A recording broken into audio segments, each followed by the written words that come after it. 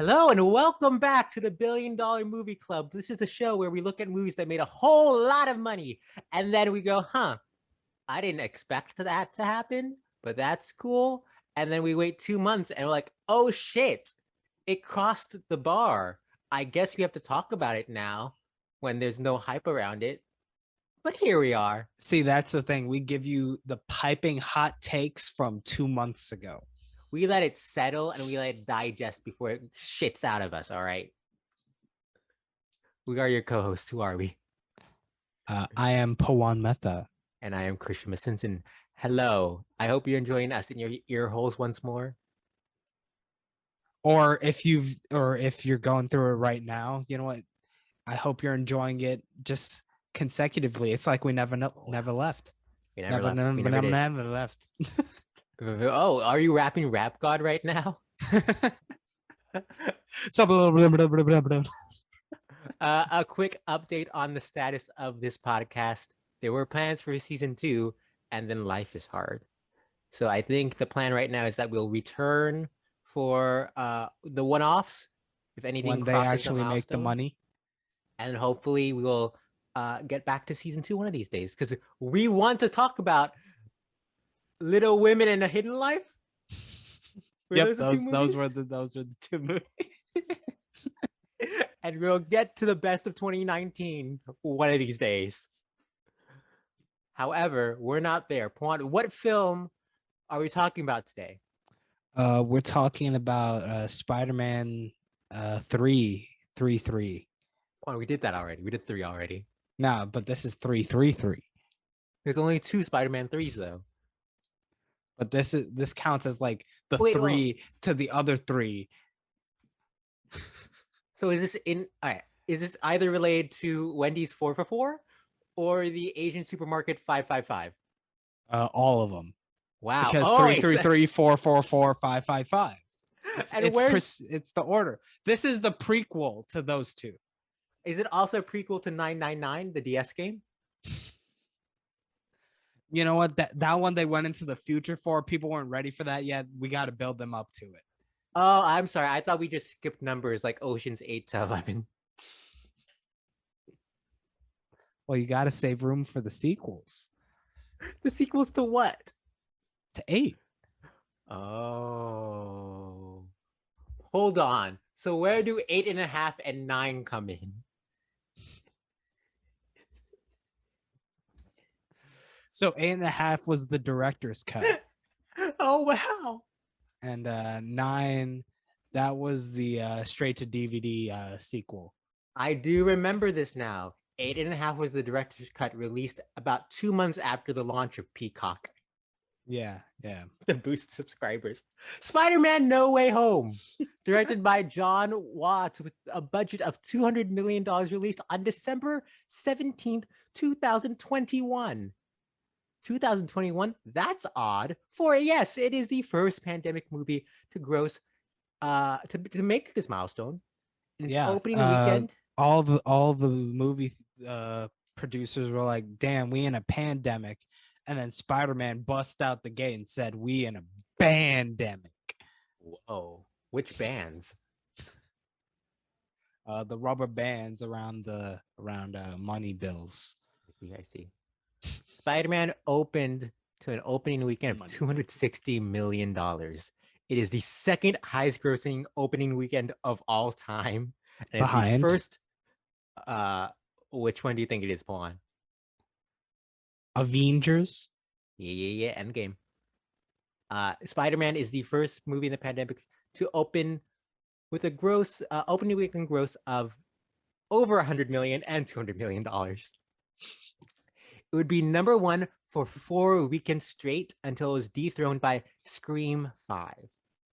Oh, I saw that one. Oh, did that one make $1 billion? I don't think so. I didn't know we had a rule where we could only watch movies that make $1 billion. Is that what we're adding? Yeah. Oh no, that's why a lot of that's things. That's why I spent $1 billion to watch Little Women in 2019. So we could talk about it on the podcast. But don't worry, although Scream 5 came and dethroned Spider-Man, Spider-Man came back swinging for the next 2 weeks until it was dethroned again by Jackass Forever. In total, Spider-Man has spent 6 weekends at number 1 and is the first film since Avatar to spend 6 weekends at number 1. Breaking news from Rebecca Rubin at Variety. Breaking news from December 26th, 2021.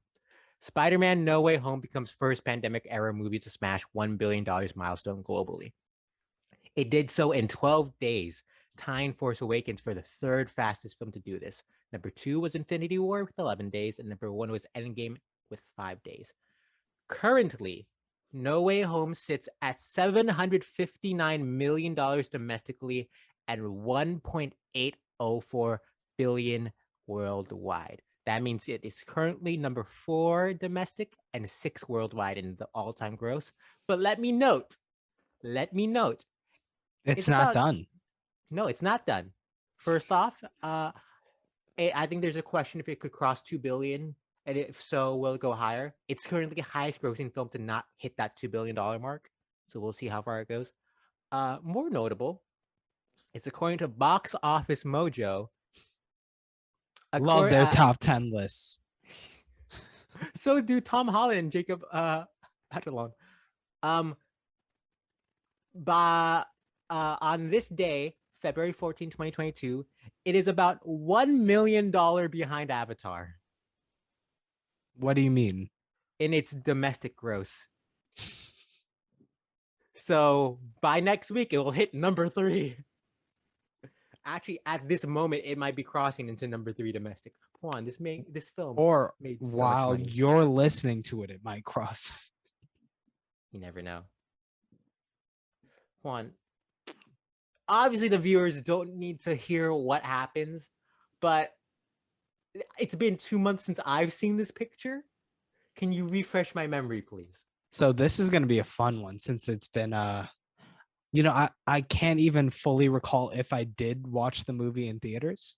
I don't know if that happened. I might have just learned about it through Twitter osmosis. Twitter and TikTok.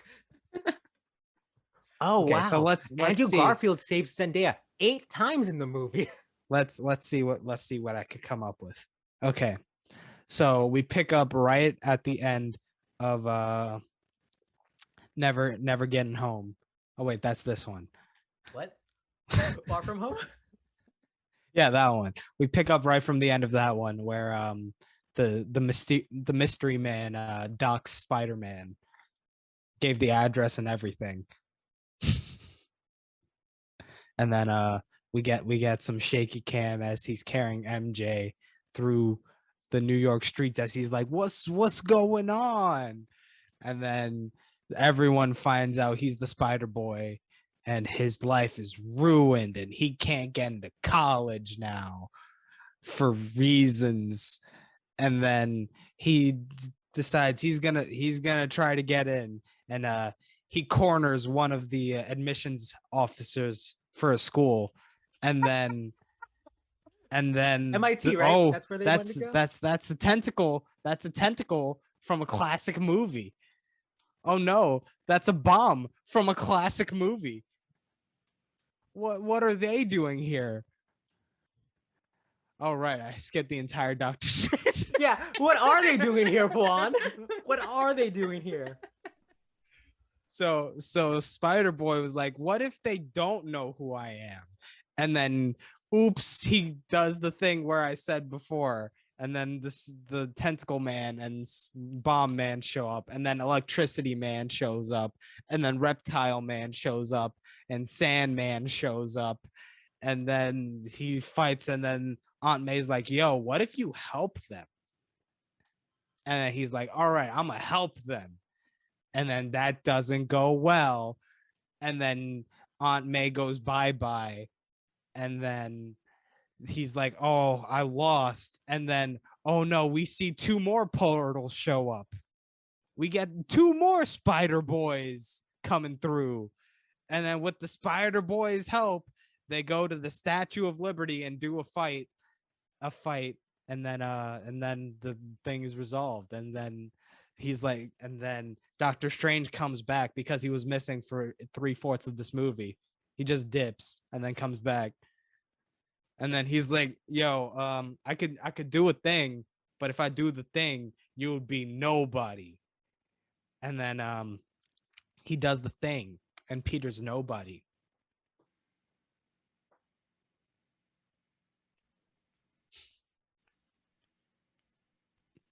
I don't think those claps were picked up on the mic. Clap, clap, clap, clap, clap. Now, let me preface. I believe we both enjoy this film for what it is, yes. It was pretty fun. But I think the fact that you completely forgot about Doctor Strange in that synopsis is the epitome of what this movie is. Because I also forgot about Doctor Strange in this movie. It's fan service with enough heart and emotional stakes that it's digestible. It's not high art, but that's fine. It does what it needs to do. It's well. like, you know what it is? Whoa, It's black like and that yellow? bowl of cereal Oh. you eat on a Saturday morning while you're watching your cartoons. So are you telling me that No Way Home is Fruit Loops? Yes. Is Tom Wait, hold on. Did you get the insider scoop? Are you dropping the leak that Tom Holland is playing Toucan Sam in the film adaptation of Fruit Loops? Nah. See, the thing is, he's going to be the cameo at the end of Fruit Loops. He's going to be he's going to be that captain dude who's got the Captain Crunch. Oh, They're going to age him up with the CGI for that. Wow. The magic of technology.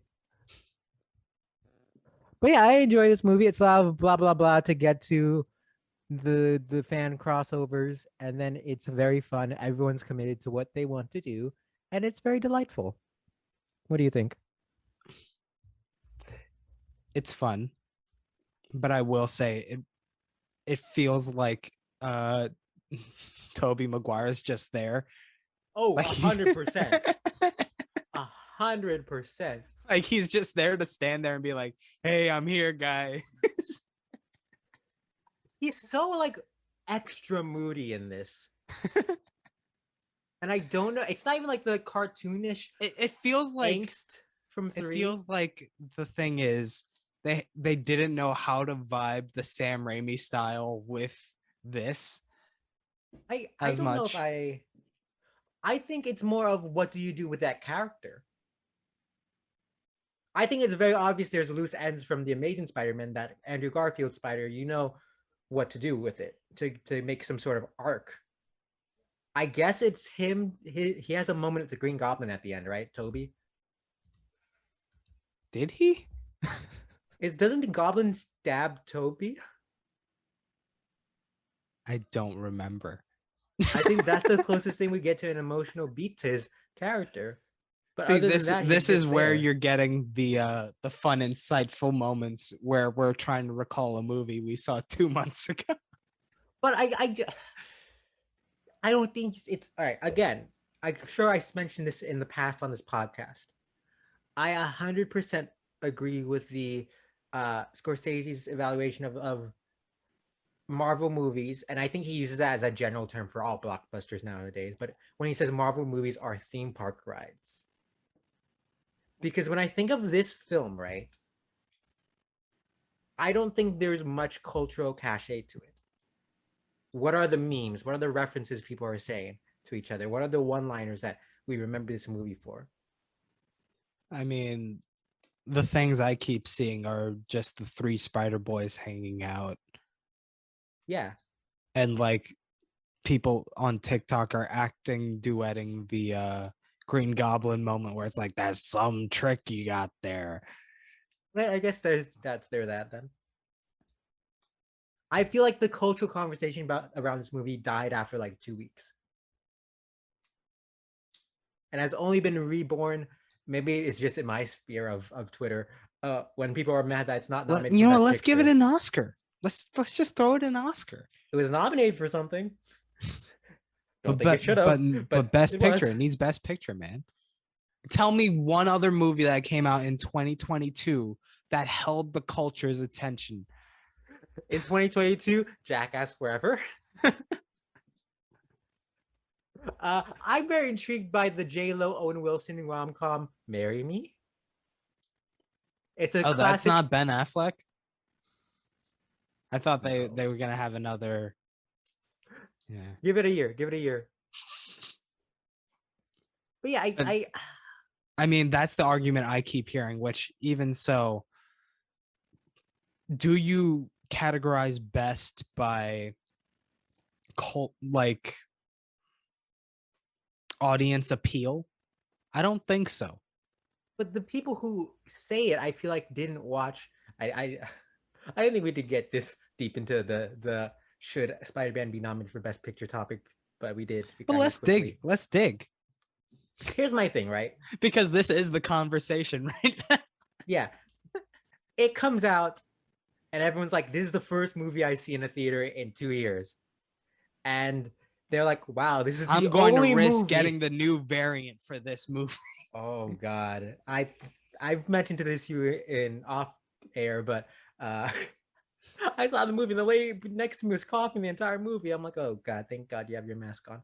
But I just like the people who want that are the people who only watch this and nothing else. Yeah, where it's like, why don't they nominate movies I've seen? It's the insular way that society is nowadays. It's the way that I keep bringing this up because it's so funny. It's the way that dude was so upset that Parasite won Best Picture. Please, I don't know if you told this on the podcast. Please explain this. Okay.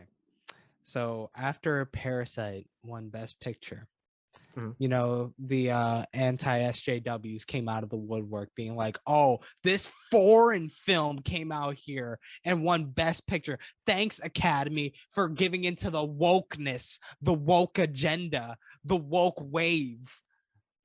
And there's this one specific video where this man was screaming the entire video saying, raise your hand if you saw Parasite. No one I know saw fucking Parasite. And it's like, it's a video you won't see if we rose our hands. Hold on. I question this, all right? Wait right there. Listeners, raise your hand if you've seen Parasite. So many hands. My goodness. Go on. I guess we just have a distinguished audience. Yes, very distinguished. Of taste. Big fan of Peaches. Yeah, they love that Justin Bieber song. Get him from Georgia. I like that we both had that thought. But go on about this this video. So this dude was like, no one saw Parasite, and of course because of course this dude loved Joker. He couldn't not talk about Joker in this rant where he was like, you know what, let's talk about Joker, okay? It's about a movie about the poor and the looked down upon and how society, like the mental health and we just look down on all of it. It's like I mean, he said he didn't see Parasite, so like sure, but that's one of the weirdest parts about this Spider-Man Oscar thing is that it didn't get nominated.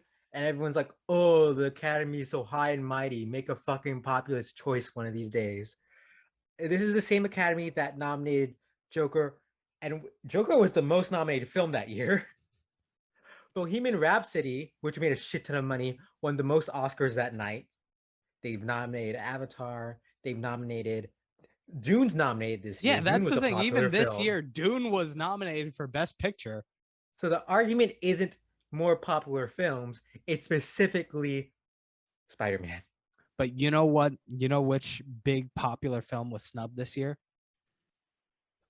Where are you going with this? Kong versus Godzilla, or Godzilla versus Kong. I forget which one. You don't even know. You know, both films. Both films were nominated. They did a Tekken cross Street Fighter cross Tekken. There were plans for 2 different versions, and one never came out. The thing was, that's the one that brought movie theaters back, baby. Okay. Was that before or after Mortal Kombat? It was after, but no one saw Mortal Kombat. There were Okay. some people that went to the theaters to see Godzilla versus Kong. May I describe a weird sensation my mind has? Mm-hmm. My mind associates months with colors based off of like I think it was like my kindergarten classroom calendar. And so March and May are the same color in my mind. I know it's one of those months. I know for a fact Mortal Kombat is April, so I can't figure out which one it is. Oh, then it might have been before Mortal Kombat. I think it was March. Wow. The other green month. So yeah, it brought back cinemas. Where's the recognition? Not even for visual effects. What is this? What is this? It was shortlisted for visual effects. You know what got in instead? Fucking Spider-Man. Spider-Man. I guess we have to talk about this movie at some point. Hold on. No. Before we do that, let's start the beef. Spider-Man took Kong and Godzilla's Oscar nomination. Yo, and Godzilla would eat any of these Spider-Men. Literally. Of course. What's the hashtag? Hashtag Godzilla eats Spider-Man. Godzilla eats the Spider-Man. Eat that Spidey. So yeah, this movie. I have more stuff. I'm curious what your thoughts of if we were talking more Oscar-y related stuff, because that is kind of the big conversation about this movie right now. The thing is, like, when I think in terms of Oscar-y things, I think this movie's strongest point is the nostalgia play, which you could maybe chalk up more so to the script. I think it does it well. Because you get movies like I liked the 2016 Ghostbusters, but the cameos in that movie are shitty. Like one scene is like someone calls for a taxi and it's Dan Aykroyd pulling up. I swear he says, "I'm not afraid of no ghosts." That's beautiful. Then there were like 3 cameos in the credits. That's Sigourney beautiful. Weaver and Ernie Hudson are even in the actual movie. You know what? Speaking of credit scenes, let's talk about how this one was literally just a trailer for Doctor Strange 2. They've done that before, though. They've just done credits before? No, the trailer, you mean? I mean, right? Trailers and the credits, yeah. First Captain America, the post-credit scene is a trailer for Avengers. Oh, yeah. No, but that still felt like a scene more so than a trailer, didn't it? I believe it's the scene of Nick Fury seeing him and then cut to snippets of Avengers. But I may be incorrect. It's been a year since I watched that for our Avengers episode. Or maybe it was a Civil War episode I watched it. Yeah, but see, the thing is, there was at least one other... Oh, wait, no, that's Captain America. Oh, yeah, I didn't see the first Captain America. I enjoyed that one. That's a fun one. Well, no, I mean, I saw it back in the day, but not for the podcast. If we're talking about post-credit scenes, there is another post-credit scene in this film. There was? Your favorite character of 2021. What year is it? 2021. Howard the Duck? Come on. The man went from playing one of the great villains in the $1 billion movie club history, Bane. And returns to the comic universe. I'll be honest, I had no idea what was going on during that scene in this one and during its equivalent scene at the end of Venom 2. It made no sense. Oh, as someone who did not watch Venom 2 and was only aware that they were connected to the MCU from reading like an article a month after that film came out, very confusing. But how do you forget Tom Hardy, Venom, and Danny Rojas in one scene together? So going back to how this movie's appeal is in its script, everything else, like, it feels competent, but not exceptional. You know what I mean? What are you talking about? Like the cinematography, color grading. I think that in fact, if anything, there were a couple of moments where it felt like the cinematography was, and like they didn't know how to accentuate moments. it just felt pretty bland overall. Like the Uh, moment where Aunt May was killed, like yes, that impact moment. I think that's part of, and let me just shout out Moro Fiore, I believe is how you say his name. Turns out also DP of Avatar. Two visually different films. Um, I think One that's visually distinct, yes. not this one.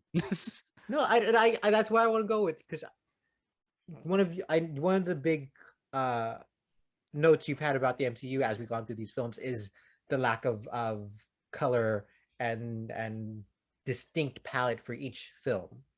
And I think this is a case of where the uniformity of the MCU pulls it down. It's so dark and so hard to see. I don't like that final fight with all the villains because you can't tell which Spider-Man's who fighting who. Yeah, that's the other thing.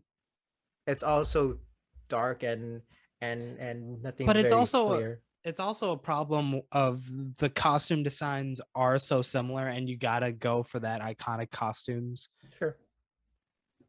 Yeah, everyone's favorite, the Andrew Garfield Spider-Man costume.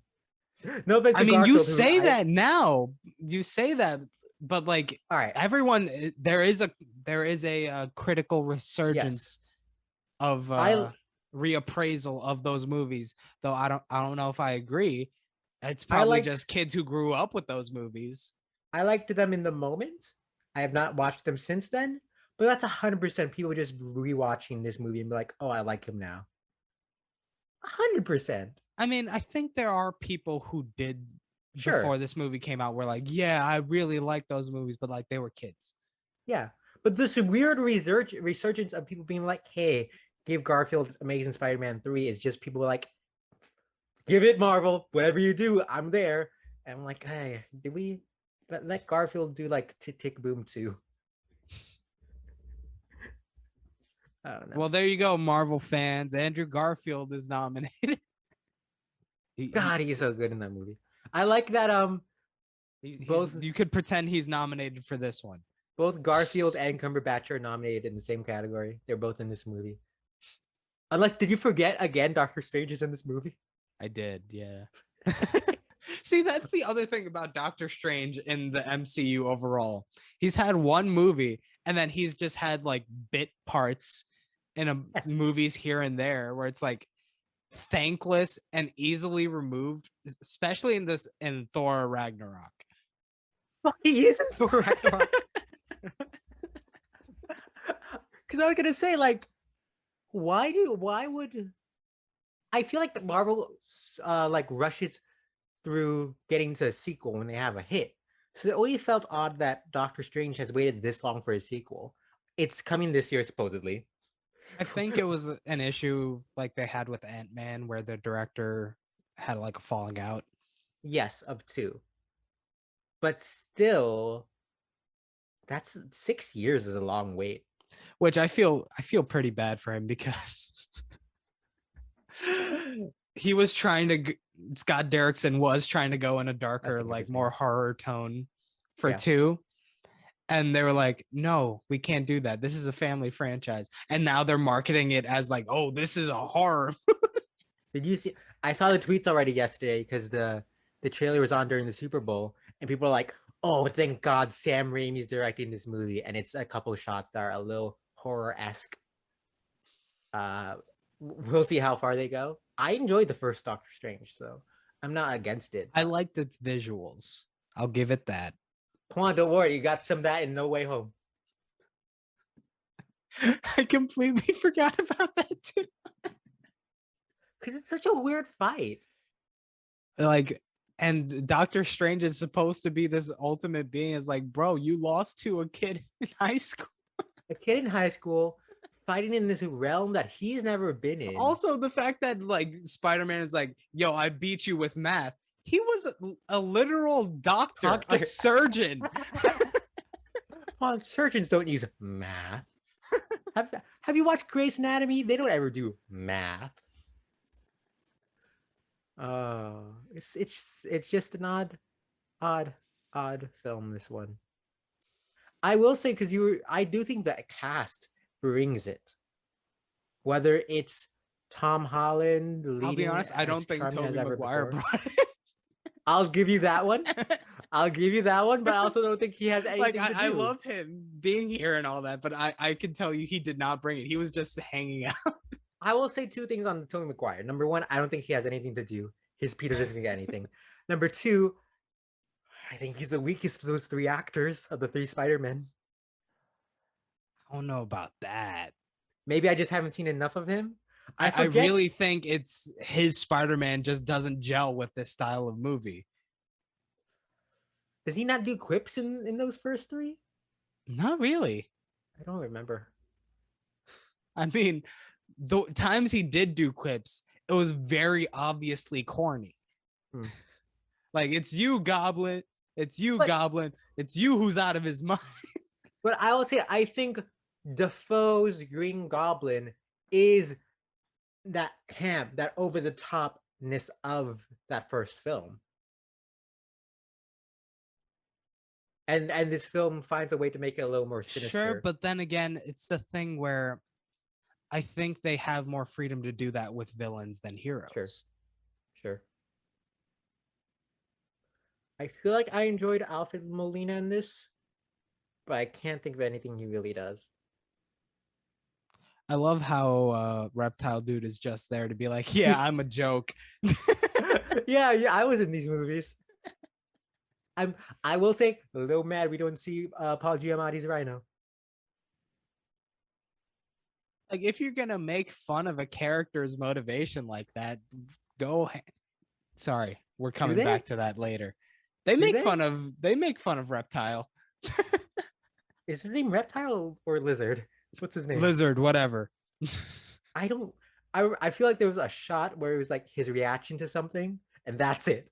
I mean, there was that scene where they were all in that dark basement. Yeah. Where it's like, wow, you couldn't have come up with a better looking basement for this magician's castle. Do they show them capturing Lizard? They must, right? No, he's just there. Like, they come down here and then Doctor Strange is like, yeah, I got this guy. He's a clown. That doesn't feel right. In case we're wrong, please send an email to our email. Pawan, what's the email? All right, we do actually have an email. $billion-movieclub@gmail.com. I loved that we had the joke, and then you're like, let's make a real email. And now the time calls for it. You had to say it. You had to say it. I think Tomei's very good in this. Marissa Tomei is always great. I had it spoiled that she dies. I was a little sad to get that spoiled, but it's a very nice moment between her and Peter. She delivers the great power is great responsibility line. But it doesn't feel like it fits in that moment. Sure. I don't think we got enough of Aunt May really guiding Peter in the first two movies. I don't think we got much of either of those characters, or like together. That, and just, I don't know who these people are, because the script says one thing, but what we see says something completely different for the first two. What do you mean? In the sense that they keep saying like, oh, we're this small family from the, from where are they? Queens? Well, yeah, we're the small family from Queens, but here I am making these $1 billion deals. Well, isn't part of that the fact that Tony befriends them and gives them? But the thing is, even in Far From Home, they act like they're still that small family, which that's not true anymore. I don't think they're gonna turn to lavish wealth people in the span of that time. I think. Sure, but they're still I get what you're saying. Feels like there's conversations where they're like, we have to worry about money, when it's very clear they don't. Are there? There's not like how do we pay for college conversation? Not to that level, but middle class sort of thing. Not wealthy the way they are. I don't know. Like Aunt May, single aunt, raising this kid she didn't ask for. She's used to the penny pinching. I completely forget that Jon Favreau's in this. He was in this one? Yeah. It's Oh his yeah, he apartment they go had his to. yeah. There's a lot of things that are just thrown into this movie. It's a lot, which is always my fear about this movie is that there'd be too much that we can't glom onto anything. Is that the word I'm looking for? Glom? Is that a Yeah, word? sure, sure. Um, Latch but on, glom there, on. Well, I latch mean, on. latch on. It's a more like that, whereas glom is a full-bodied. Sorry, it's more like what? It's more like what? Latch is more like a one link connection. So Okay. it's like you just got it and then it's there. Whereas glom is full body. You just engulf it. What does a web do? If I were to shoot a web. I'd say that's a latch. All right, all right. So I thought I feared there'd be nothing to latch onto, but I don't know. I feel like there's thousands of clips now of Tom Holland and Andrew Garfield talking about that brotherhood of the three Spider-Men, and I think that's the what everyone latched onto. That Which all the other stuff going to the side was fine. which if that was the main point, they should have came earlier. Do you think? Yeah. Because there's so much of this movie that happens before that. Sure. And like what does all that mean at if all we're grabbing onto is the are these small moments at towards the end of the movie? I don't think that's the main point of the movie is the brotherhood. I think that's what unites the three Spider-Men and makes that trio so strong. I think there's enough in this movie exploring growing up and leaving home and realizing that you can't take everything with you. That the full movie explores. I think of these movies, right? Okay, here's a question I have. Okay, You ready for this? sure. What was with the home motif in the titles all along? Like, it's not a big theme of these movies. I don't think it is. You don't think so? I when I think of home, I think of comfort, right? And Homecoming is about him wanting to be an adult really soon, wanting to be Spider-Man, and realizing that, hey, let me stay where I am, and I'm not ready yet. That's what the first movie is. And enjoying his youth. The second one to me is him realizing he can't run away from growing up. Because he's trying to throw away the Spider-Man and get up. And he realizes, no, I have these responsibilities now. I have to do it. 3 is him trying to bring his past with him, trying to not let go. But when he realizes he has to let go and he has to move on, him moving on is him becoming Spider-Man full time. And so the comfort blanket of home, I think, is the central piece of this. I had never thought about that till right now. So tell me if that sounded like it made sense or not. I mean, it feels like you're grasping at straws, but I'll give it to you. Oh, it's No, what I like about these three movies Mhm. comparatively to the original trilogy and the Amazing Spider-Man, right? Is that we get to focus and really sit with this high schooler. I think Amazing Spider-Man, he's high school throughout that entire first movie, second movie, not. And in the first Spider-Man, the Tobey Maguire one, he graduates and then they're like, hey, here's our first Thanksgiving as adults. And that timeline moves so quick.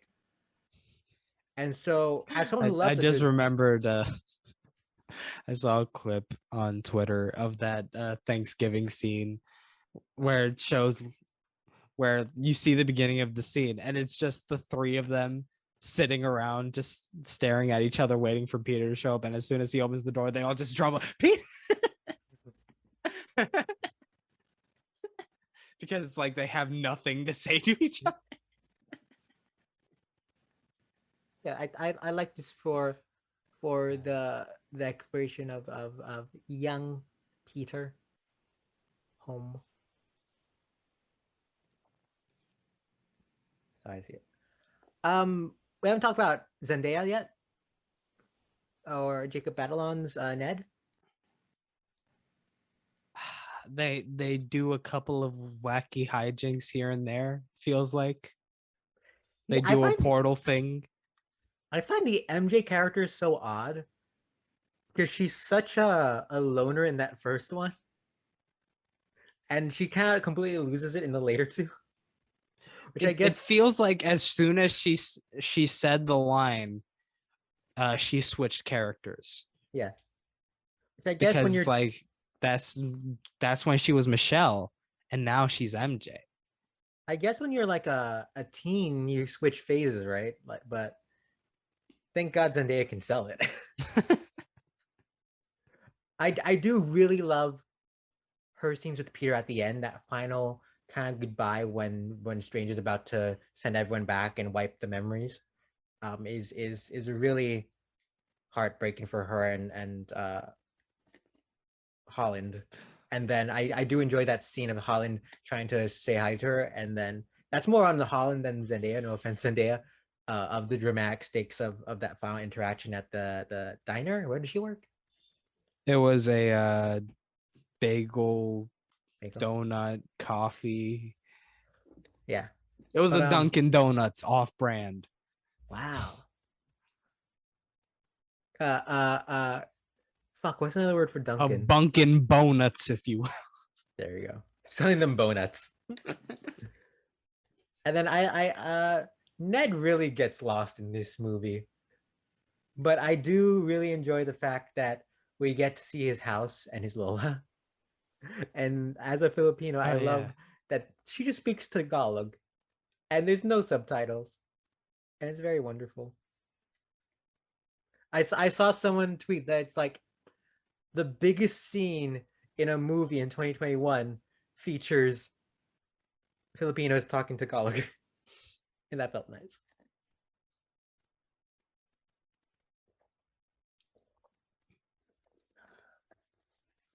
What am I forgetting? There was Sandman. Sandman was here. Yeah. Oh, I left that because there's nothing to talk about. He does nothing the entire movie, and then Toby saves him, and they have this little interaction like there's some mistakes. I don't even remember Sandman really talking to Toby in the third movie. No, they Spider-Man 3. did. At the end? Yeah. So when do they grab Sandman? What do you mean grab him? Because they yanked them all from the point, or in theory, they yanked them all from their original universe right as they're about to die, right? Oh yeah. Sandman doesn't die. I think the idea is that it was after the events of Spider-Man 3. Right. Because he was already on that, like, I just want to get back home to my kid. I helped you, Peter. We know what's good. We're good. We cool. I would have loved to see more Thomas Hayden Church. I think he's one of the best parts of Spider-Man 3. Yeah. Now, did I say that on our Spider-Man 3 podcast? Who knows? Opinions change over time.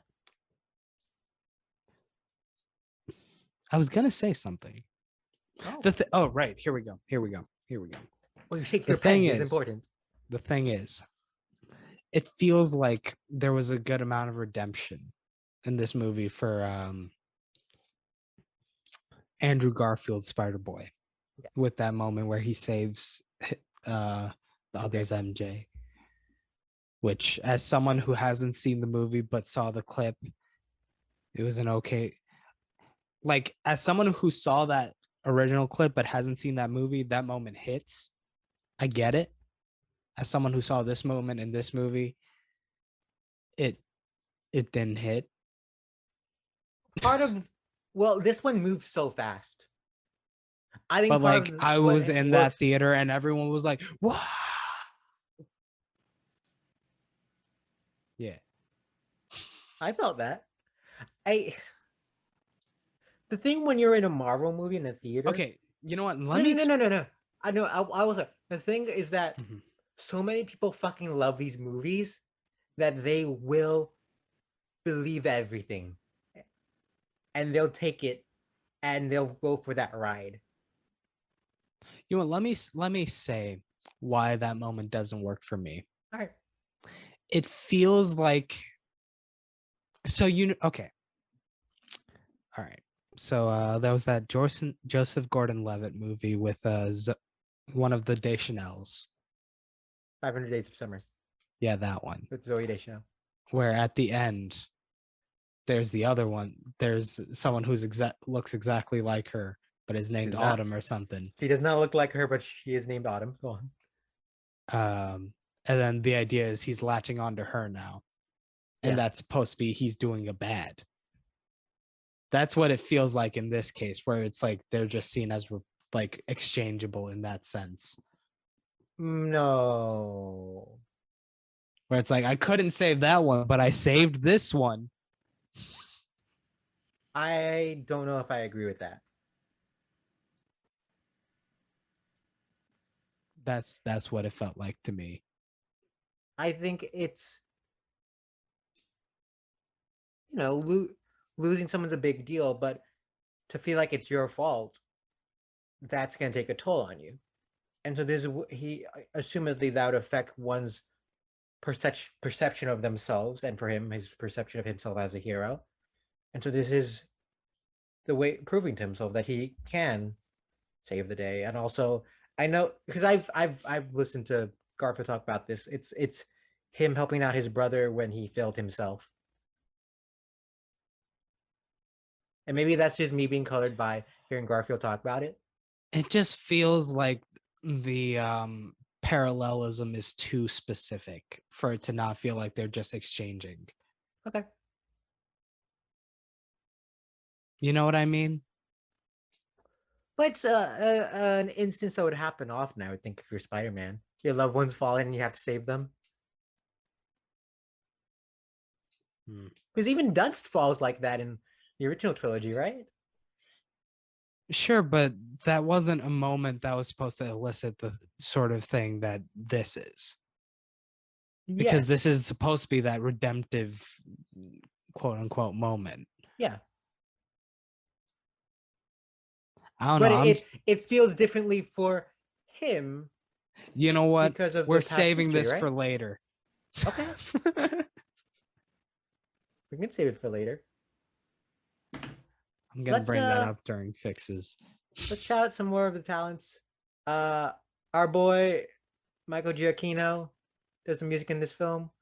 He's done a number of these films. Did you notice the music in this movie?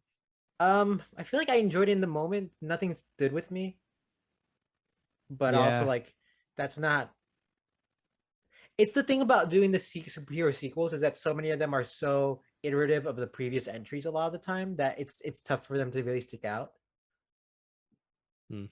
It's like I like what he does in Incredibles 2, but it's so similar to Incredibles 1 that I'm not like, yeah, Incredibles 2 got that good music. Were you like that for anything in Incredibles 2? I like Incredibles 2. Yeah, but were you like, yeah, that thing in Incredibles 2 for anything? Incredibles 2 got that. They got that cool Elastigirl bike sequence. That's a fun They got that cool thing where Jack absolutely terrorizes a squirrel. Fucking raccoon, and that scene's hysterical. It should not be as funny as it is, but it's hysterical. This film co-written by Eric Sommers and Chris McKenna. They are big names who've done the other Spider-Men, but I have a lot of affinity for them for Community. I'm sure I must have mentioned this on our previous Spider-Man episode. Chris McKenna wrote the Chaos Remedial Theory episode of Community, the alternate universes one. I see what they did there. I guess that's all he could write. I love all the alternate universes in Jumanji, Welcome to the Jungle. Yeah, it's just like they took Jumanji, the board game, and they're like, yo, what if we made that into a video game? And what if we made that video game a real world that people went into? Alternate universes. You're right. I feel like Jamie Foxx is solid in this movie. His character he was there. I think his character gets a bit of the cheesy one-liners you're looking for, but he's very serious when he does them. Unless I'm misremembering this. I mean, he also has that moment where he calls attention to the fact that none of them are black. I did find that funny. Yeah. So yeah, it's just the Holy brotherly shit! love of the I Spider-Mans. Huh? forgot. This Okay. film features Charlie Cox returning as Matt Murdock in one of the Again, most. that is one of those things where I'd imagine at a certain point, Marvel's gonna shoot themselves in the foot with how insular they're being at this point. Do you remember, like a month before this movie, there were leaks of like screenshots of the movie? Mm-hmm.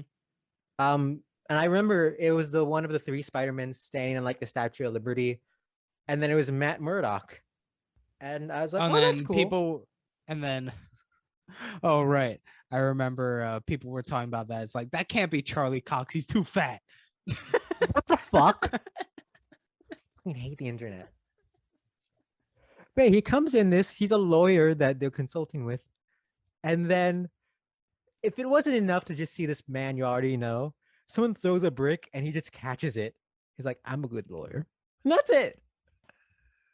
Literally adds nothing to this. But that's what it feels like at this point when the characters cross over, which maybe that is a thing that just happens in the comics all the time. It. You don't want Doctor Strange in these movies anymore until I his don't. sequel comes out. I straight up don't, because it feels so disconnected. Here's what we'll do. We'll take him out. His cape will still be in these movies. Like, I straight up don't know who Doctor Strange is. But he keeps showing up. Just imagine Hugh Laurie's house with magical powers. I don't even know if that's who he is. Because the thing is, it's just like the way he's treated in the movies outside of Doctor Strange. It's like, whoa, it's Benedict Cumberbatch wearing that outfit doing the sorcery thing. You know who does excite me in these movies? Every time we get to see BD Wong's Wong. No, Benedict Wong's Wong. Wow. Is it BD or Benedict? This is Benedict, right? I'm not even going to tell you. I'm not even going to tell you. It's You're confusing racist. though, because there's a B and You're a D in both their names. racist. I apologize. Benedict Wong, yes. I love that he goes, "Oh, white people are doing shit. I'm gonna walk away. I'm not being part of this." And I'll say this is the second best cameo he has in a Marvel movie this year. What I will also say is it says a lot about the fact that we don't know who Doctor Strange is, that before this film came out, people were wondering, it's like, yo, Doctor Strange wouldn't do that. This must be an evil Doctor Strange. Or dumb. Well, like, I do like. I love how fan theories could just illustrate how bad your property is at conveying a story or characters, just in terms of how out there they get. I think it's a mixture of that and what we want from these movies, what we as a society want, right? They want to think that the heroes of these films are perfect, pure good. Right. I feel like there's an element of that.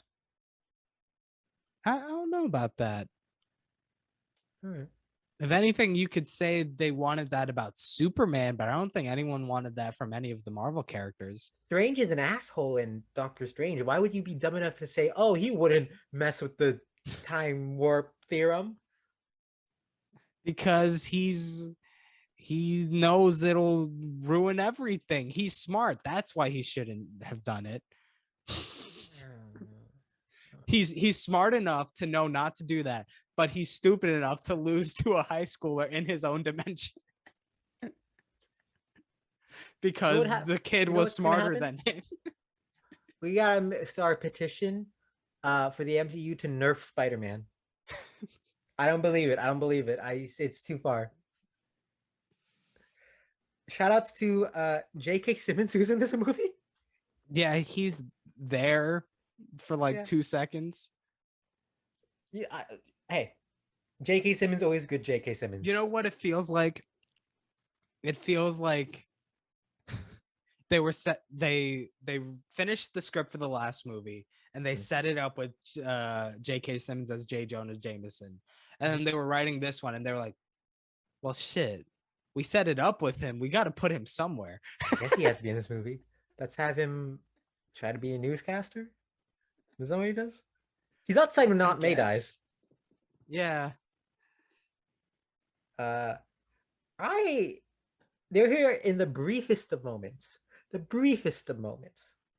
But I fucking love. They kiss the screen. They kiss the screen. And you know what? I accept that kiss because I fucking love Martin Starr, JB Smoove, and Hannibal Buress in this movie. Yo, is Captain America still a war criminal or something? What is Hannibal's line in this one? He has another funny line like that in this one, and I can't remember it. Beats me. And the other one I would shout out. I'm shouting out because I just watched Grand Budapest recently again, and he's wonderful, but I don't know what the fuck he does in this movie. See, that's the other thing that I hate about this trilogy. There's no realistic footing for this high school. Like, his Flash is right.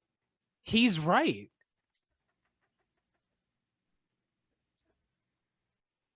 How so? Because, what is he right about?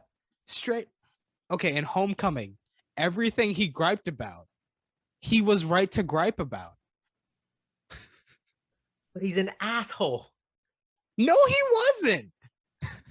Yes, no more of an asshole than your typical high schooler. Don't even. Wait.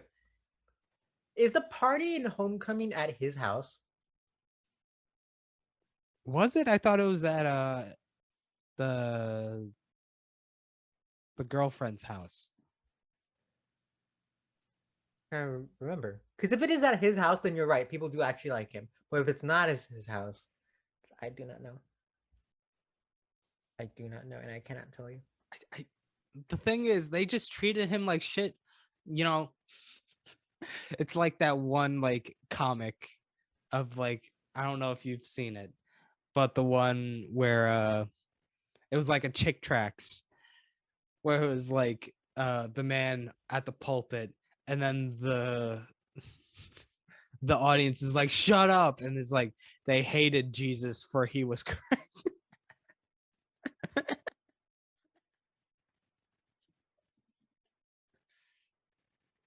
And that's the other thing where this feels, that's why Tobey Maguire's Spider-Man didn't fit in this universe. It's because his version of Flash was the stereotypical bully. But in this version, they're living in some weirdo, wacky voodoo world where the bully is the one that gets bullied just for existing.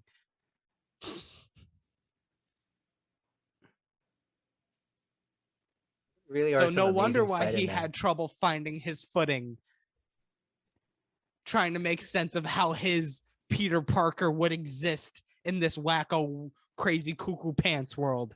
Wait, no, he's trying to like profit off of Peter in this one. He's like, oh, I'm friends with Spider-Man, right? Oh, yeah? You know who else was trying to profit off of the main character of one of these franchises? What was his name? I'm blanking on his. Isn't the villain from Avatar? Is the villain from Avatar Stephen? No, I'm talking about Transformers 3. Oh boy, the guy that we both loved from those movies. Oh, motherfucker! Oh God, I see his face. I see him in Big Lebowski. Big Lebowski. He was in fucking Gloria with Julianne Moore. His name is escaping me. Fuck. I said he should play Luigi in an article I wrote. Fake fan. Why is it escaping me? I can picture him getting suited up in that one Transformer movie. You remember? Oh yeah, where there was like the Dutch angle of his tidy whiteys. John Turturro. Turturro, thank you. Did we Oh. hate Totoro? I don't say I hate Flash. The characters in those movies hate Totoro, but we love Totoro. The characters in these movies hate Flash, but we love Flash. And Tony you know what? Revelori. Considering how much he was shat on for the first two movies, I don't blame Flash. He deserves to get that bread. I enjoy him in these movies. No, but I mean in terms of like, no, in terms of how he would be in the universe itself. Group dynamic. Yes. The way he latches onto them. See what I did it? See what I did it? See what I did there? See what I did it? I genuinely think so. Okay, hypothetical. I'm in that universe. I go to that high school. Sure. Hold on. I need the full picture. What is your first period class? My first period class is Captain America's gym class. Oh wow. And what are you doing today in class? We're playing around with shields. Oh wow. And is there some sort of emblem on the shield? No, they don't have the money for that. That is really realistic. Keep going. Like in that universe, I'd after they be shitting on Flash, I'd be like, yo, you okay, buddy? It's all right, man. They're just haters. They know you're right. They know, but they can't admit it to themselves. And then by the time the third movie rolls around, I wouldn't be like, man, you changed. I wouldn't do that. I'd be like, you know what? Get that bread. The ends justify the means. You know what I say? You know what I say? I don't even think it's an issue of that, because at It's that not. point they deserve it. They do. They do. And I think the listeners deserve this episode so far. Is there anything else you want to say about this movie? I like it. It's fine. It's better than the previous two. I don't know if I agree with that. I think this is my number 2 of the 3. But then again, you're the one who didn't like the Sam Raimi trilogy that much, so One. don't even. I know we're ranking these films. In my head, like if you were to picture it, imagine Into the Spider-Verse is a blimp in the air, and all these other movies are underground. Can't even tell who's on top of who because Spider-Verse is so good. See, that's why you're wrong. Spider-Man 2, Enjoyable film. one of the best superhero movies. It's arguable which one between that and Spider-Verse is better. It's easily in the top 1,000 great superhero movies. Yo, shut up. And with that, we're gonna take a quick break, and then we're gonna rank some films. We're gonna fix some films, and there may be a game for Pawan to play. Games are fun. May I say game because I don't know what else to call it? Yes. We'll be right back. Oops, all Spider-Man. And we are back. Can you believe it? We are back. And Pawan, we're gonna play a little, let's call it a game. Oh, we're starting with the game? Yeah. Okay. So much controversy on whether or not Spider-Man should be nominated for Best Picture. But Mhm. these are coming from plebes, fucking serfs who don't know cinema like we do, yes? Sure, yes. We know peak art. We know A24. Oh, all the great A24 movies. All right. Pawan, Spring name 5 of them. Breakers. Spring Breakers, that's one. Under the Skin. That's another one. Under the Silver Lake. Is that A24? Yes. Oh. All right. 2 more. The We don't have time for Vivitch. this, Pawan. Why are you on this? We don't have time. We have other games to play. Pawan? We're going to go through the Best Picture nominees. I'm going to ask you, A, what do you know about this film? And B, if you've seen it, do you think it's more or less deserving than Spider-Man of a Best Picture nominee? And if you haven't seen it, I'm going to ask you, based off the little you may know about this film, do you think it deserves the All right, the nomination? let's do it. Let's do this. In no particular order. Let's start off with Dune, the other Zendaya vehicle. No, this does not deserve it over Dune. Dune was a great movie. Perfect. That's all no. you know. That's all you know about Dune is that it was a great movie. Yeah, I saw it in IMAX. It was fun. It was good. What do you know about Nightmare Alley? I saw that one too. It was fun. Beautiful look to everything in that movie. That show, every frame is a painting. That was made for Guillermo del Toro, and that shows in that movie. I concur. Which is more deserving, Nightmare or Nightmare Alley? Oh, we're just doing movies from this year. Oh, okay. All right. Yeah, this year's Best Picture nominees. Well, I'd like to imagine. Never mind. I don't want to change the game on you. Next film, Belfast. You know, What I know it's the Kenny boy, Kenny Branagh. Kenneth Branagh, yes. Kenny Branagh. Branagh. He's finally getting that buzz back after quite a while without buzz. He's getting some buzz. I really don't know how he didn't get it for Jack Reacher Never Go Back. But wait, no, wasn't it Jack Reacher Shadow Recruit? What did I say? You said Never Go Back. I don't fucking know. What do you know about Belfast? I can't talk with this cough drop in my mouth. I know Kenny Branagh. I know it's black and white, so it has to be art. So which one should have been nominated?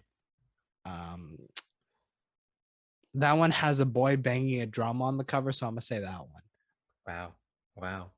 I like me some drums. What can I say? West Side Story. Now that movie was a bop. It was.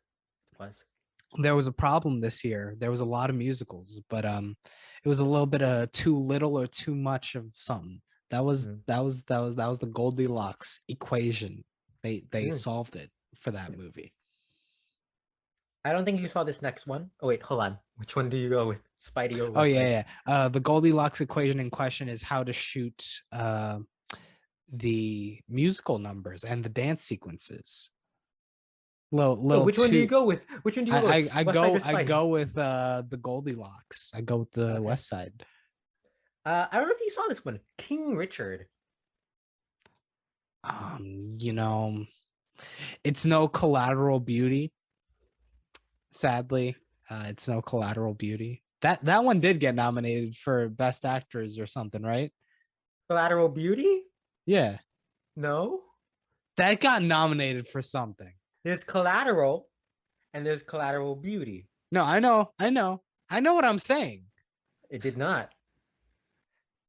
It had Helen Mirren in it though. It did. It had the Mark Ruffalo man. Is Ruffalo in that movie? Yeah.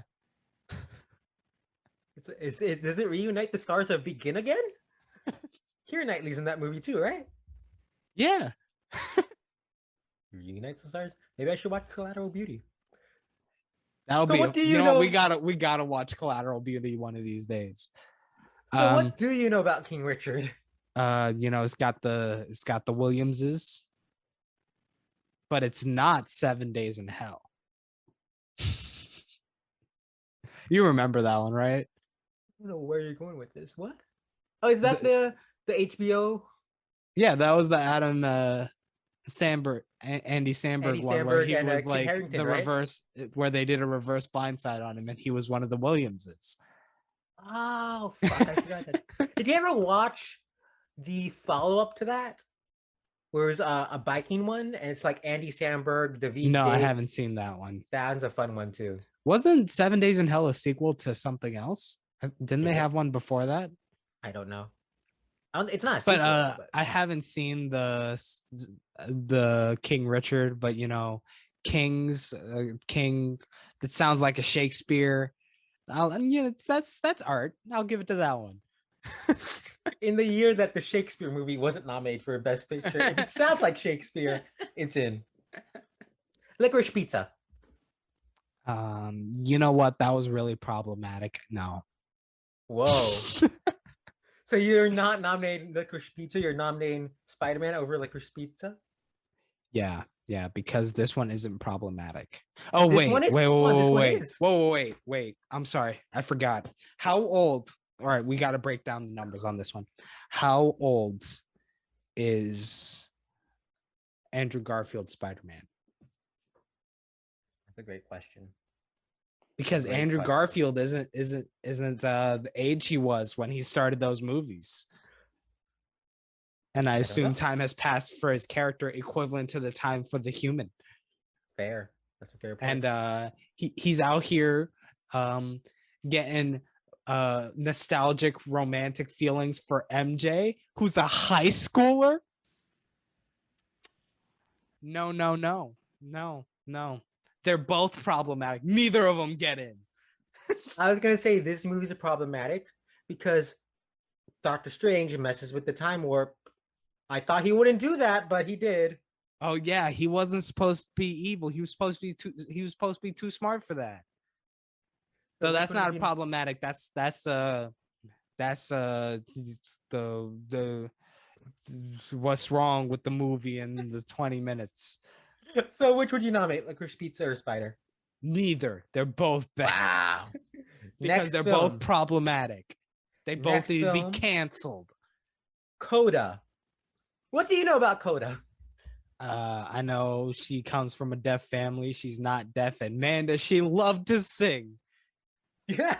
That's the picture of the film. I haven't seen it yet, but like, if anything, that sounds like what these people want, doesn't it? You would think. Because like the main argument I see for people who don't like the Oscar nominees is that it's like, oh, that's not a movie I'd want to see. That's so heavy. And it's like, that's not how I'd want to spend my free time enjoying a piece of movie, like my leisure time, where it's like, yo, she's pursuing her singing dream while coming from a family that doesn't understand it but wants to support her. That seems like a crowd pleaser to me. Hysterical and touching. Coda stays in, baby. Wow, well done. What about The Power of the Dog? Okay, so everyone likes dogs. Everyone likes dogs. Is there a dog in Spider-Man? I don't think so. Fuck. And you know what? That movie, it's got hills. That's how you know it's the peak of cinematography. It's got hills. You're correct. So you're saying Power over Spider-Man? Yeah. We have two more. You know what? Just off of the basis of the hills alone, that Power of the Dog makes it. Two more. Drive My Car. I haven't seen it yet, but it's based on a short story from an author I very much enjoy. So I'm a peep that, and that's gonna make it. That's gonna make it. So this is Spider-Man's last chance to get in. What I can tell you is that this will be the $1 Billion Movie Club's official list of best films of 2021. So the last shot. What if there's another? What if there's another movie? This was like The Ringer. This was the like, what's that called? When they have teams that didn't make it to the playoffs, but they go off against each other for that extra slot that they have a second chance. Like a playing game. That's not what it's called, but let's go with that. Okay. What's the final film? Don't Look Up. Oh yeah.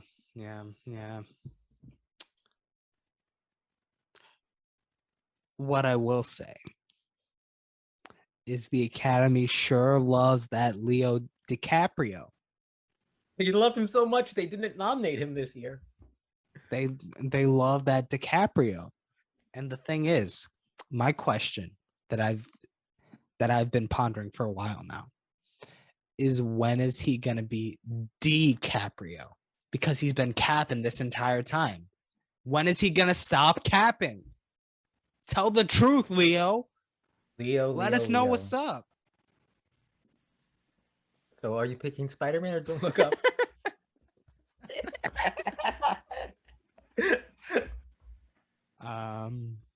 But you know who else lied?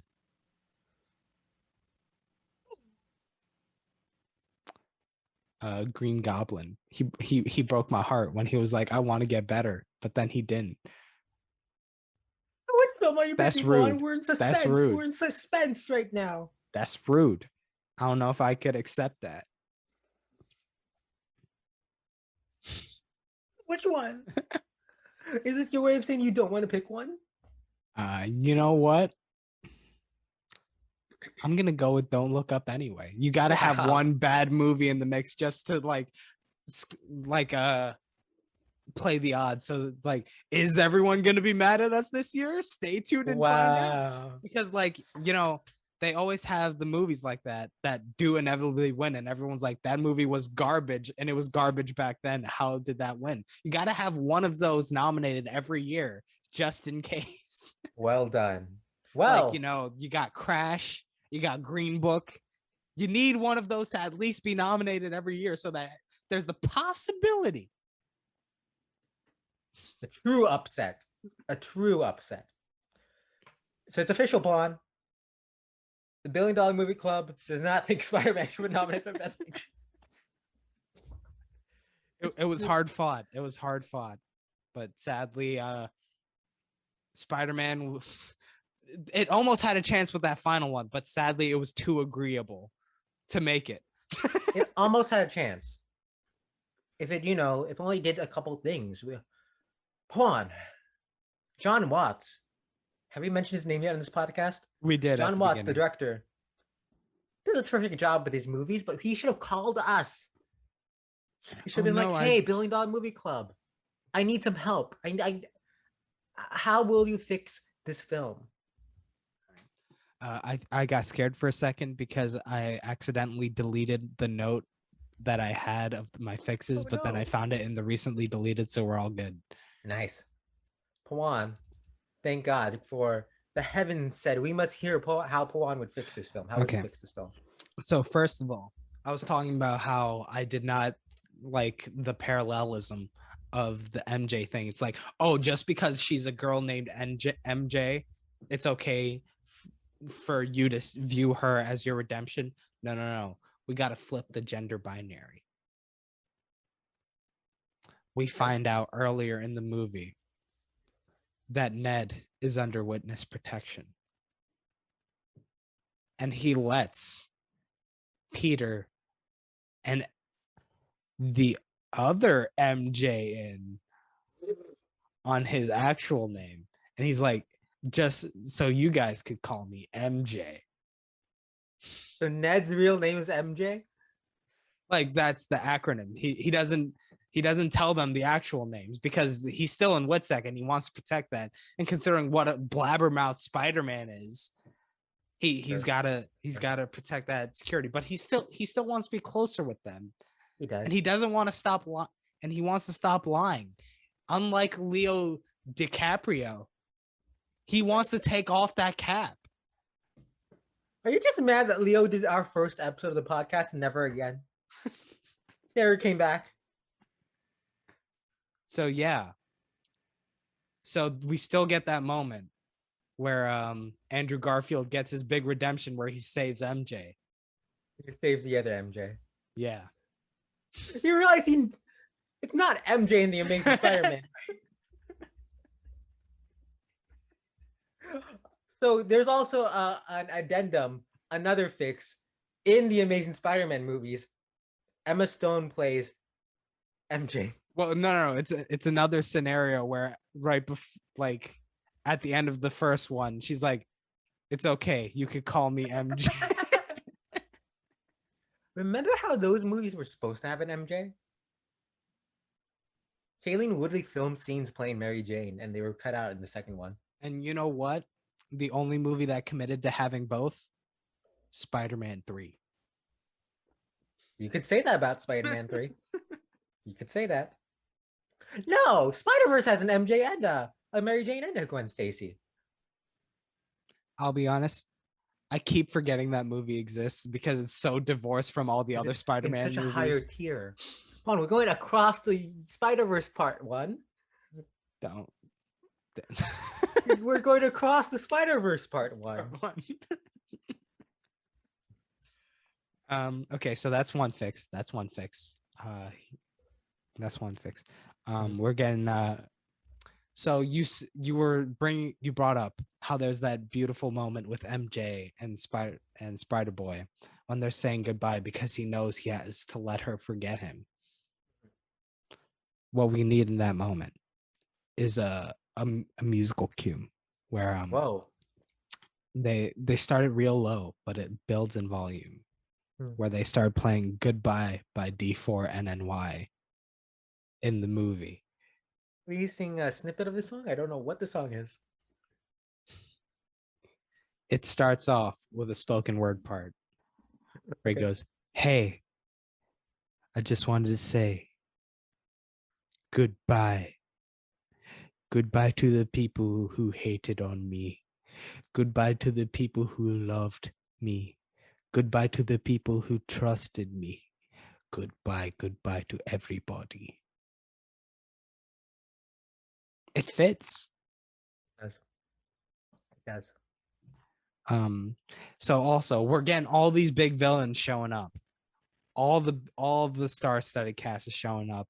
We're getting jokes at the expense of Lizard Man. You know what? Why didn't we get Big Wheel? Why didn't we get Big Wheel? Big Wheel? You don't know Big Wheel? No. All right, now Please, I'm gonna please tell inform me. you about Big Wheel. Okay. His name, Jackson Wheel, spelled Weele. You can say his vehicle of choice and his villain method of choice is similar to Rhino in Amazing Spider-Man 2. So what I'm saying is maybe we got Paul Giamatti back, but it's a different universe Paul Giamatti, where instead of Rhino, he's Big Wheel. And let me give you a bit of backstory about one Jackson Wheel, a businessman who has embezzled from his company. Fearing that he might be caught, he hires a youthful criminal, Rocket Racer, to steal the evidence that incriminates him. However, he uses it to blackmail him instead. Despairing. Let's skip that sentence. Jackson, what was Jackson Wheel doing in this film, Juan? He brings his big wheel out and he's like, "You won't stop me, Spider-Man. I'm gonna destroy the Statue of Liberty." Is it a large wheel or a big wheel? You know what I'm saying? So do you want me to give you a an auditory image of what this wheel looks like? No, isn't big wheel like a type of vehicle? Oh, no. Okay. So do you know anything about Twisted Metal? Sure, I'm familiar with it. There's the cover for one of the Twisted Metal games where the man's vehicle is literally just two large tires that he's holding with his hands. Ooh, that's fun. I could see Paul Giamatti doing that. Not exactly like that. It's a big wheel that he's inside of that has contraptions on the sides that shoot and like grab things. But yes, it's a big wheel. That's fun. We need big wheel. And you know what? They haven't given it to us yet. Why couldn't they give it to us in the one where they let all hell break loose?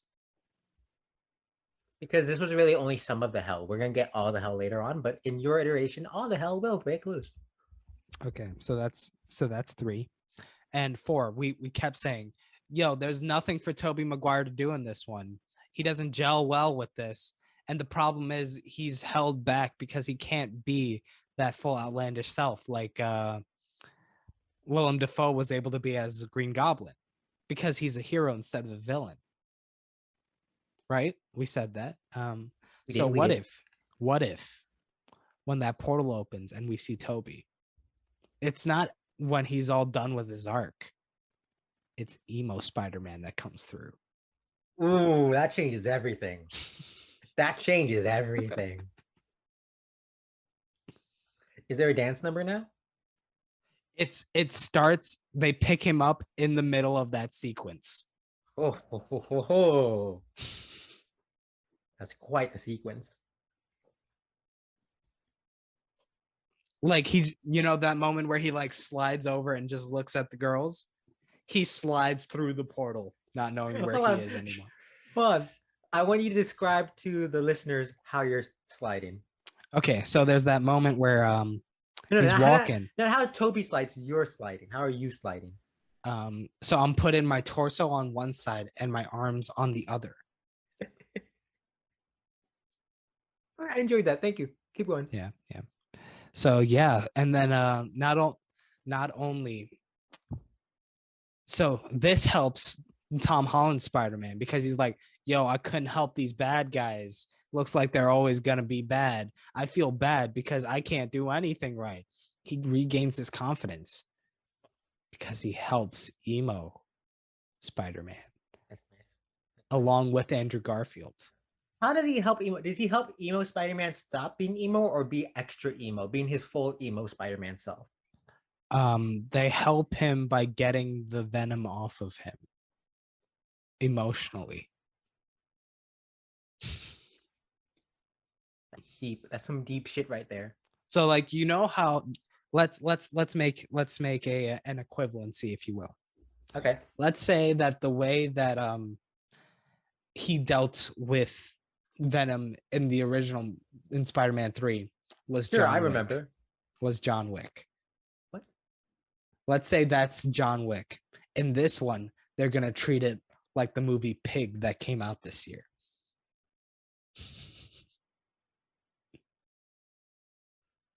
Explain this to listeners who have no clue what this means. I'm not gonna say a single thing more. Okay. Listeners, please go watch the first John Wick and then watch Pig to understand what Pawan meant by that. It makes Pig, sense. great fucking film. It makes sense. And you know what? This is the way you get people to watch Pig. I like because that the Academy didn't. You keep making this comparison. Just say fucking Irishman. That's the point of Irishman. What's Irishman? The Irishman. What are you talking Scorsese about? movie. What is that? It's a 3.5 hour epic where it starts off with That's too long. And then Hold on, how long is the first John Wick? How long is Pig? Add them up. I'm sorry. You want me to watch one movie when I could be watching two movies? Looks like you lost that argument, bud. Hold on, this ain't like the Frozen or the Harry Potter universe where you have to watch two films at the same time for the full enjoyment. All right. Well, that's where we land on that. Those are fixes? Yep, those are my fixes. Okay, I guess it's time for me to do my fixes, I'm afraid. Okay. Let me pull out the notebook before we got notes. The first fix, right? We got the famous scene. The first fix is getting Masinson a new notebook. The first fix is we get the scene in Ned's house. And Ned's making the portals, right? He makes the portals. Mhm. However, at this moment, MJ's in the kitchen. He's in the living room. MJ can't see what Ned does, right? Ned opens up a portal. Both MJ and the audience only sees the outer rim of the portal. We can't see inside the portal yet, right? It's a profile view of both the portal and Ned. Ned makes the portal, and out of nowhere, spices flow through. I'm like, oh, that's weird. That's weird. They close the portal. Okay, I could kind of see what you're already doing. You're going to connect it with all of them, aren't you? They open another portal. A tennis ball comes through. It's like, oh, that's weird. Close it. Open again. Next, Jacob's like, oh, those are nice looking Japanese people driving. I don't know what happens in that movie. Closes the portal. You're Opens racist. The Opens one portal, non-English movie, and you don't know anything about it. Wow. Opens the portal. Wow. Wow. You're canceled. A Blu-ray copy. You're not nominated for Best Picture. That's you can't fine. be. You're canceled. Opens the portal. A Blu-ray copy of Nightmare Alley flows through. I don't know what else to pick from Nightmare Alley. Close portal. Open another portal. Wait, so then that doesn't take place in the world of Nightmare Alley. That takes place in our world. Well, the future of our world, where there are Blu-ray copies that already exist. Open a portal. You hear Chino, and the bullet zooms through the portal. Close portal. Wait, what? When Chino shoots Tony at the end of West Side Story. Oh, yeah. Open, and then MJ's like, "All right, Ned, what's going on, Ned?" And she goes to him as he opens another spoilers portal. for West Side Story, by the way. As he opens a portal, and they both see a truck driving backwards coming toward them, and like, oh no, close portal. Then they open another portal, and what do they see? Leonardo DiCaprio. He's screaming. They're like, oh no, let's close this one. Then they open another portal. Have I missed another one? And they're just a very nice British family. Close portal. Oh, wow. You weren't willing to go for it with that one, were you? You weren't willing to go for it. That was Coda, wasn't it? No, the British family is Belfast. Belfast is a movie? Yes. Like, that's a movie that exists? Yes. It's not a thing that was just made up so that Kenny could get some critical acclaim again. You're thinking of how they try to get Peter Dinklage an Oscar with Cyrano, which does not exist. Oh. Next one. They open a portal. It's a naked Benedict Cumberbatch just bathing in a lake. And then they say, Doctor Strange. He turns around and he's like, oh no, he covers himself. And then the closed portal. Wait, and now then, the big question I have, do we see his penis? You have to watch Power of the Dog to find out. No, I'm talking about in this thing. Yes, we're taking this one is the direct scene from Power of the Dog, so maybe you should watch the film to find out. That's all I'm saying. Boo. Then they open another portal, and it's two very attractive middle-aged deaf people fucking on a bed, and they're very loud. They're going for it. They're fucking going for it. They're making lots of loud noises, and they close portal. Is that supposed to be the moment where the main character of that movie was born? Maybe you should watch conceived. She was born. That's how she was given. Hold on, I won't tell you if she's either conceived or born in that moment. You should go watch Coda. And then open portal. Andrew Garfield's there. Now we're back in the film. Okay. That's my first fix. That's my first fix. No, I got something I want to add on to this. In the Let's middle of all this portal openings, but there's a moment in between when they open portals. And there's a moment where there's like lightning and the room's getting all the fuzzy. Sure. And then phases in Flash, where he asks like, did you do the thing? Juan, and then they're like, what are you talking about? He's like, wrong time. I would like you to not step on some of my future fixes, please. I'll get to that subject. All right. Very important subject. We must consider it in these fixes, and I will get to it. Please let me have my time. Okay. Thank you. Next fix. I want to paint a scene. Paint a scene? It's the scene of the three Peters trying to figure out what to do. And then there's that moment. Yes, PPP. And there's that moment when Andrew Garfield, Peter number 3, goes, hey, I love you guys. He's like, I love you guys. And then... No, he was Peter 2. No, he's number 3. He was 2. No, because he goes, I'm Peter 3. I'm Peter 3. That's his line. Anyways, doesn't matter. From here, he gets very emotional. P from PPP. Garfield gets very emotional. And he doesn't know how to convey what he wants to say in simple dialogue. So instead, he breaks out into song. he breaks out into song. And you know, this film wants that Oscar so bad. The song may be related to the Andrew Garfield film, Tick Tick Boom. All right, I gotta. Now, no. Now, to fully paint the picture, the first verse is the three Peters singing to each other. The second verse is Tom Holland's Peter using an earpiece to talk to MJ and Ned. All right.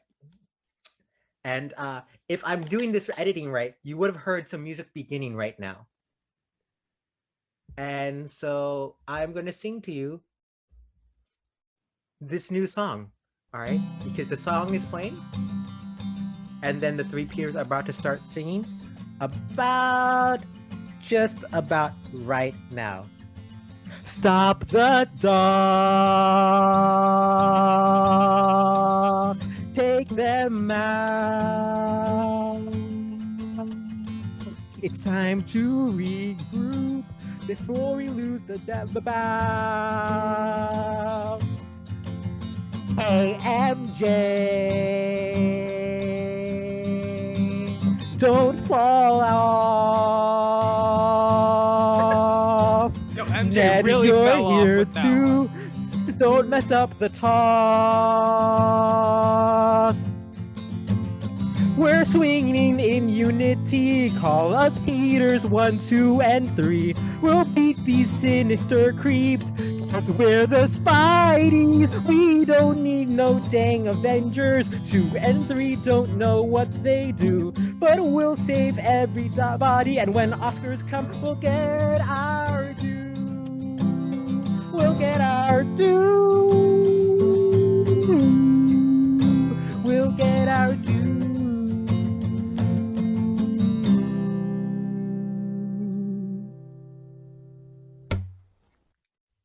Yo, MJ really fell off with that one. She fell off. In this iteration, Tom Holland. You're barely audible. Oh, am I barely audible? Could you hear the singing? Yes. Okay. In this version, did my headphones change? No, I did not. That's weird. So in this version, Holland warns her to not fall off, and then she does fall off, which is really. I mean, everyone's got to come to terms with the fact that young boy better. What does that mean? Help me come in terms with what that means. What does that mean? Okay. For those unaware, let me explain the joke. The joke is that people keep saying, you know, when people on rap Twitter be talking about their favorites, someone in the replies are always like, yo, that person fell off L plus ratio plus young boy better. I see. Because young boy better than every rapper and every human being and every fictional character. Young boy better. I guess that's true. I have one more fix.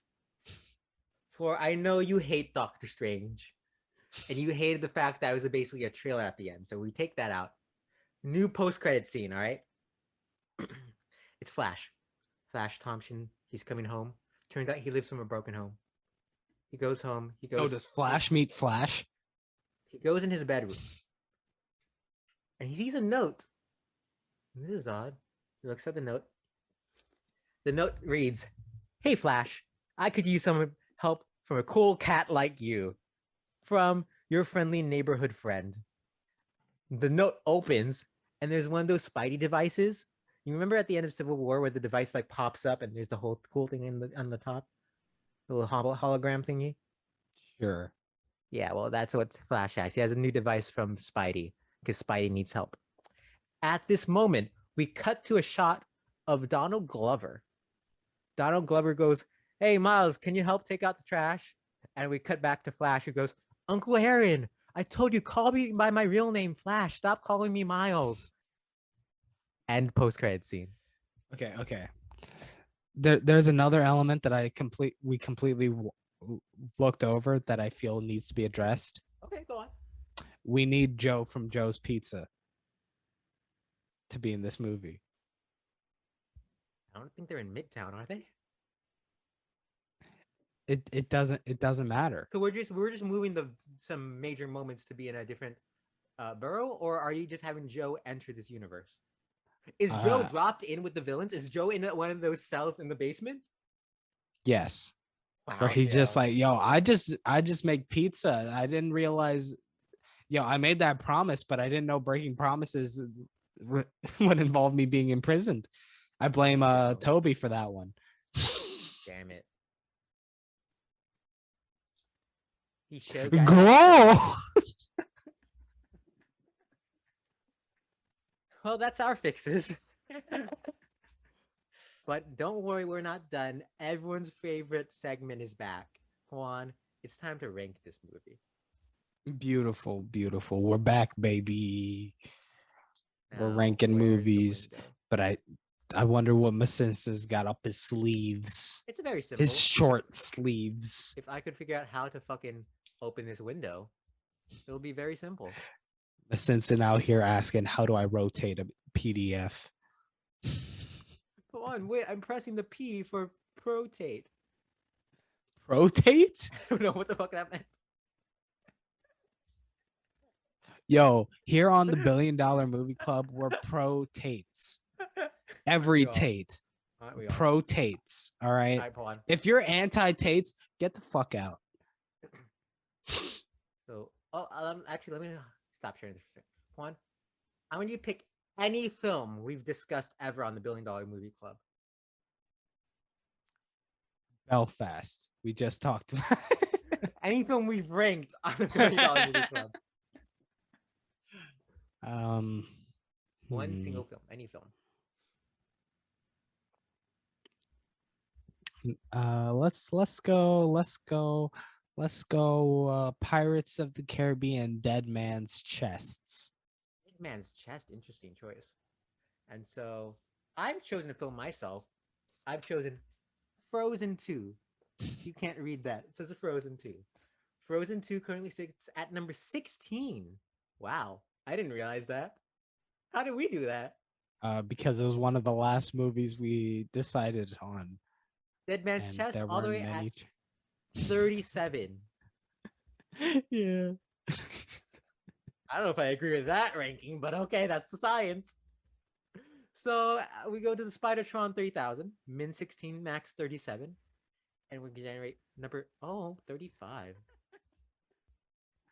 So is this replacing that, or is it next to it?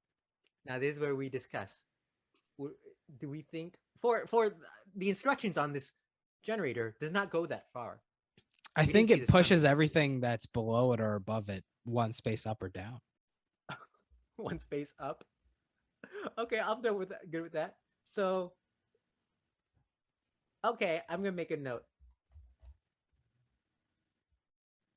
No, wait. Okay, what are you doing? Come on, vamp for a second, and then I'll surprise you with what I'm doing. Vamp for a second.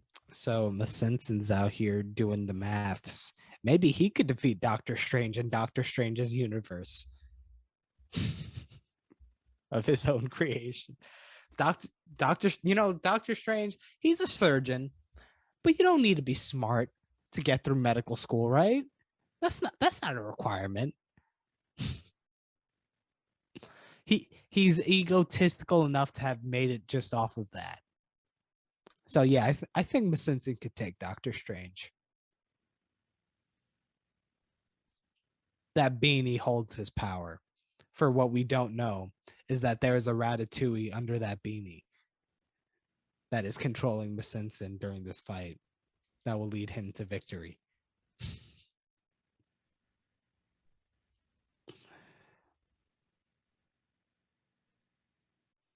Oh, I thought I was muted. Okay. Juan, I think I fixed it based off of your thoughts. All right, so I'm going to share the screen. And What's about to happen? Do the recap of the list. Okay, we're just going to... All right. Yeah. Am I starting or are you starting? You know what? 47, Pirates of the Caribbean on Stranger Tides. 46, Alice in Wonderland. 45, Toy Story 3. 44, Avatar. 43, Far From Ham. 42, Rogue One: A Star Wars Story. 41, Transformers, Dark of the Moon. 40, Harry Potter and the Sorcerer's Stone. 39, Despicable Me 3. 38, Transformers Age of Extinction. 37, Pirates of the Caribbean, Dead Man's Chest. 36, Captain Marvel. 35, Spider-Man, No Way Home. 34, Captain America Civil War. Number 33, Star Wars Episode 1, The Phantom Menace. 32, The Dark Knight Rises. 31, The Dark Knight. 30, Marvel's The Avengers. 29, Manions. 28, Avengers Age of Ultron. Holy crap. 27, The Hobbit, and an Unexpected Journey. 26, Harry Potter and the Deathly Hallows Part 2. 25, Jurassic Park. 24, Iron Man 3. 23, Frozen. 22, Jurassic World Fallen Kingdom. 21, Jurassic World. Tied at number 20. Andrew Stanton's Finding Dory. Jordan Peele's Us. Sam Raimi's Spider-Man 3. John M. Chu's Crazy Rich Asians. And Ron Howard's Dr. Seuss's How the Grinch Stole Christmas. Okay, 19, Beauty and the Beast. Parentheses, 4 numbers. Close. Tied at number 18, Titanic and the $1 Billion Movie Club.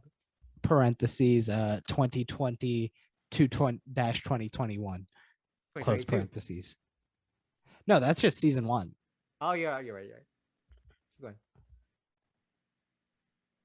going. 17, Star Wars Episode IX, The Rise of Skywalker. Oh, God. Number 16, Toy Story 4. 15, Frozen 2. 14, Joker. 13, Incredibles 2. Incredibles, What? Edibles. 12, Star Wars Episode 7, The Force Awakens. 11, Aladdin, 4 numbers. 10, Zootopia. 9, Avengers Endgame. 8, Black Panther. I don't like the way you said black. Number 7, Avengers Infinity War. Number 6, The Lion King. 4 numbers. Number 5, 8 numbers led up to here. Number 4, Star Wars Episode 8, The Last Jedi. Number 3, Waterboy. The Adam Sandler film? Yes. Number 2, The Lord of the Rings, The Return of the King. Number 1, 7, Furious Boys. And at number 0, Skyfall. Wait, what happened? What did you do? I inserted Spider-Man at number 35, and so everything else went up 1. Really, what a list.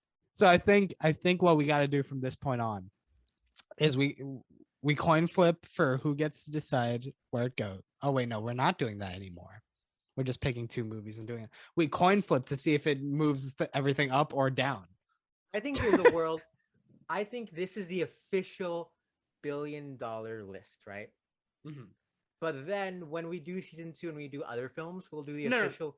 We'll do the official $1 billion movie club list where we can trade movies in and out of the list using. But this I'm talking about structure. for this $1 billion movie list. Yes. I'm saying future entries. We coin flip to see if it moves everything up or down. I like that. Well, that was this episode of the $1 Billion Movie Club. I hope you enjoyed it. Please subscribe on Spotify, Apple Podcasts, Google Podcasts, YouTube channel. Now dead. It's dead. We messed up the. It was falling, and we instead of grabbing it with our arms, we used our web slinger to grab it. So It fell off because Yeah. Young Boy's better. Go subscribe to his Vivo, I guess. shout outs as always to Max Lasmacchio for the art you see in front of this on the Spotify page. What would we call it? I don't know. Spotify, Apple Podcasts, the RSS feed, if that's Your where you're IR listening. Also, your IRS feed. Any shout outs? I don't know. Maybe you're listening to this while you're doing your taxes. That sounds like a fun time. Any shout outs? Shout out Young Boy. You're goated. You're never gonna fall off. All right, you're not gonna fall off. You can't, because if you fall off, who are we gonna compare people who fell off to? Fair point. I'd like to shout out Denis Villeneuve.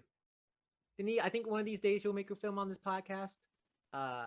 Sadly, you haven't. I just rewatched Arrival recently. Great. Sorry for the miss of your Oscar nom for Dune Part 1, but I hope a shout out from the $1 Billion Movie Club is the equivalent. And I hope you don't feel like we just spat on your face by doing that. Unless you like that. I don't know. I don't know what you like. Did he a character, I'll say? You see that Blade Runner 2049? Yeah, there was colors. There's depths to him. There was colors in that one. Nothing else. There's colors.